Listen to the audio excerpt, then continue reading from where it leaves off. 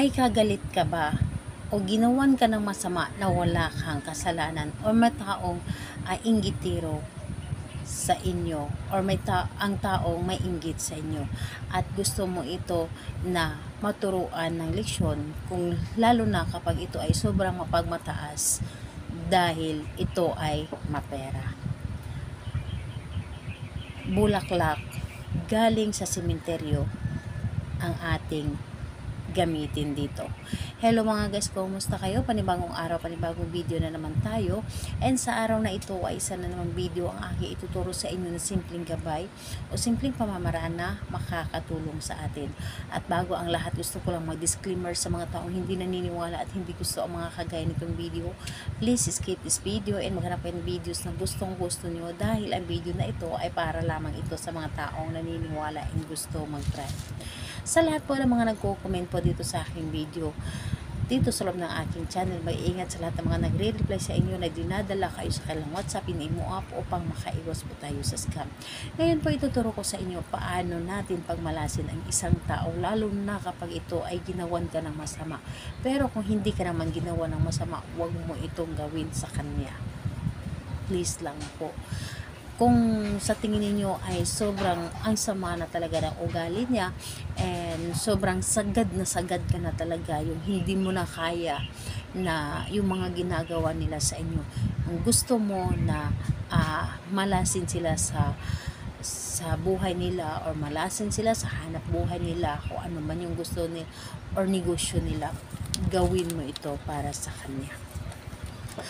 And pwede mo itong gawin sa kahit sinong tao, basta ito ay nakagawa ng kasalanan sa inyo. Pero kung wala itong kasalanan sa iyo, huwag mo itong gawin sa kanya.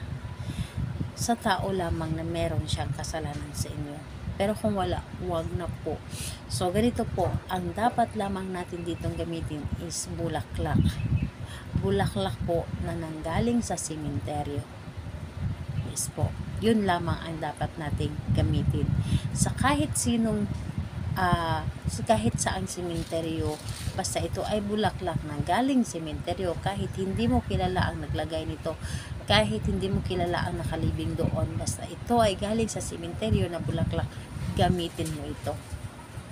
So ngayon po, kapag ready na yung bulaklak, ang gagawin mo lamang, napakadali lamang, and dapat handa ka sa iyong sarili.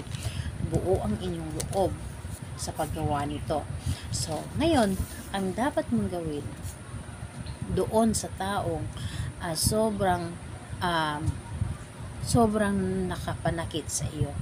Yung taong sobrang nasasaktan ka dahil ginawan ka na hindi maganda, ginawan ka ng yung tipong wala ka namang kasalanan sa kanila, pero ginawan ka ng hindi mabuti, gawin mo ito.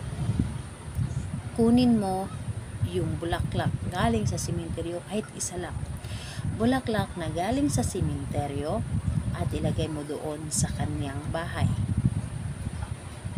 Ibaon mo sa loob, ibaon mo doon sa bahay nila. Or kung halimbawa meron silang tindahan, ibaon mo doon sa gilid ng kanilang tindahan or sa loob ng kanilang tindahan, o di kaya ilagay mo ito sa loob ng kanilang bahay. And pagkabaon mo nito or ilagay mo ito doon sa loob ng kanilang bahay, halimbawa ay nakakapasok ka sa kanilang bahay, ilagay mo ito doon sa mga sulok-sulok po. Ilagay mo ito sa itim na tela or di kaya itim na pangbalot lamang, or kahit silopin na itim, yung hindi makikita ang bulaklak. Ilagay mo ito at huwag kang magpapahalata na meron kang nilagay doon sa loob ng kanilang bahay. At sa paglalagay mo, dapat nasa isip mo ay mamalasin kayo at hindi kayo magiging maswerte sa inyong buhay. Lagi kayong mamalasin saan man kayo pupunta o saan man kayo naroroon. Yun lamang ang inyong gagawin. Napakadali at napakasimple lamang. Again po, huwag mo itong gawin sa taong mabuti naman sa inyo. Pero yung taong ginawan kayo ng masama, na wala naman kayong kasalanan, gawin ninyo ito.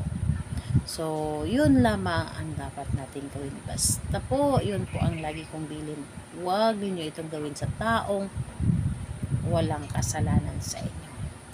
So, ayun po, sa kahit anong araw at oras, pwedeng mo itong gawin sa kanila or ilagay sa kanila. So, yun lamang, bulaklak galing sa sementeryo. So, ayun po, salamat po sa inyo. Bye bye everyone. God bless us all.